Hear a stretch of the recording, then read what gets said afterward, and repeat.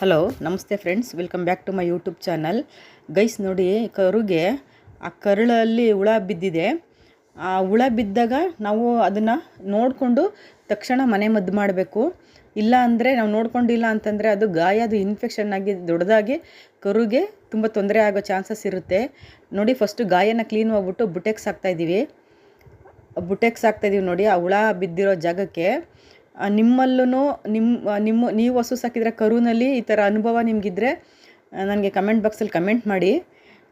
ಈ ನೋಡಿ, ಇದು ಯಾವ ಥರ ಹುಳ ಎಷ್ಟು ಬಿದ್ದಿದೆ ನೋಡಿ ಅದು. ಮತ್ತು ಇನ್ನೊಂದು ಸ್ಪ್ರೇ ಬರುತ್ತೆ ಗೈಸ್, GA ಮ್ಯಾಕ್ ಅಂತ. ಆ ಸ್ಪ್ರೇ ಮಾಡ್ತೀವಿ ನೋಡಿ. ಆ ಸ್ಪ್ರೇ ಮಾಡಿದಾಗ ಅದು ಸ್ವಲ್ಪ ಒಂದೆರಡು ದಿನ ಅದು ಹೋಗೋ ತನಕನೂ ಡೈಲಿ ಒನ್ಸು ಅದನ್ನು ಸ್ಪ್ರೇ ಮಾಡಬೇಕು. ಆ ಗಾಯ ಒಣಗುತ್ತೆ ನೋಡಿ. ಅದು GA ಮ್ಯಾಕ್ ಅಂತ, ಅದನ್ನು ಸ್ಪ್ರೇ ಮಾಡ್ತಾಯಿದ್ದಾನೆ. ಇದು ಫಸ್ಟ್ ದಿನದ್ದು ನೋಡಿ. ಇದು ಎರಡನೇ ದಿನದಲ್ಲಿ ನಾನು ಸ್ಪ್ರೇ ಮಾಡ್ತಾಯಿದ್ದೀನಿ ನೋಡಿ. ಎಷ್ಟು ಅದು ಹುಳ ಎಲ್ಲ ಹೋಗಿದೆ. ಇನ್ನೊಂದೆರಡು ದಿನ ಹಾಕಿರೋದು ಗಾಯ ಫುಲ್ಲು ಮುಚ್ಕೊಂಡ್ಬಿಡುತ್ತೆ.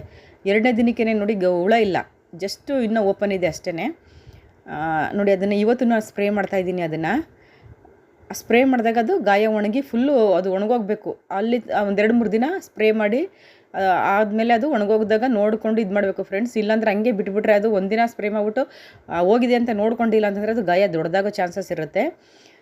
ಆವಾಗ ಅದಾದಾಗ ನೋಡಿ ಇದು GA ಮ್ಯಾಕ್ ಅಂತ, ಇದು ಸ್ಪ್ರೇ ಮಾಡಬೇಕು ನೋಡಿ. ಇದು ಈ ಥರ ಆದಾಗ ಹುಳ ಬಿದ್ದಾಗ ಅದು ತುಂಬ ಕ್ಲೀನಾಗಿ ಇಡಬೇಕು ಕರುನ. ನಾವು ನೋಡಿ ಕೆಳಗಡೆ ಚೀಲ ಹಾಕಿ ಮಲಗಿಸ್ತೀವಿ, ಮತ್ತು ಅದನ್ನ ಕ್ಲೀನಾಗಿ ವಾಶ್ ಆಗಿರುವಂಥ ಜಾಗದಲ್ಲಿ ನೀಟಾಗಿ ನಾವು ನೋಡ್ಕೊಬೇಕು. ಗಲೀಜಲ್ಲಿ ಮಲಗಿಸ್ಬಾರ್ದು ಕರುಗೆ, ಅದು ಗಾಯ ಇನ್ನೂ ದೊಡ್ಡದಾಗುತ್ತೆ. ಅದು ಕ್ಲೀನಾಗಿ ನೋಡಿಕೊಂಡು ಕ್ಲೀನಾಗಿ ಅದನ್ನ ಗಾಯನ ವಾಶ್ ಮಾಡಿ ಡೈಲಿ ಈ ಥರ ಸ್ಪ್ರೇ ಮಾಡ್ತಾಯಿದ್ರೆ 1-2-3 ದಿನದಲ್ಲಿ ಒಣಗೋಗುತ್ತೆ ಫ್ರೆಂಡ್ಸ್.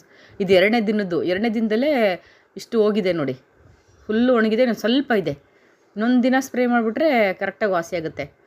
ನಿಮಗೂ ಈ ಥರ ಎಕ್ಸ್ಪೀರಿಯೆನ್ಸ್ ಇದ್ದರೆ ನನಗೆ ಕಮೆಂಟ್ ಬಾಕ್ಸಲ್ಲಿ ಕಮೆಂಟ್ ಮಾಡಿ ನೋಡಿ. ಈ ಥರ ಚೆನ್ನಾಗಿ ನೋಡ್ಕೊಬೇಕು, ಆವಾಗ ಹೆಲ್ತಿಯಾಗಿ ಚೆನ್ನಾಗಿರುತ್ತೆ ಫ್ರೆಂಡ್ಸ್. ಒಂದು ಸ್ವಲ್ಪ ಆಗಿದ ತಕ್ಷಣ ಕರುಗಳಿಗಾಗಲಿ ಹಸುಗಳಿಗಾಗಲಿ ತಕ್ಷಣ ನೋಡ್ಕೊಬೇಕು, ಮನೆ ಮದ್ದು ಮಾಡಬೇಕು. ಹಂಗೂ ಆಗಿಲ್ಲ ಅಂದಾಗ ಡಾಕ್ಟ್ರನ್ನ ಕರೆಸ್ಬೇಕು. ನೋಡಿ, ಚೆನ್ನಾಗಿದ್ದಾಳೆ, ಹೆಲ್ತಿಯಾಗಿದ್ದಾಳೆ, ಆ ಗಾಯ ಒಣಗ್ತಾ ಇದೆ.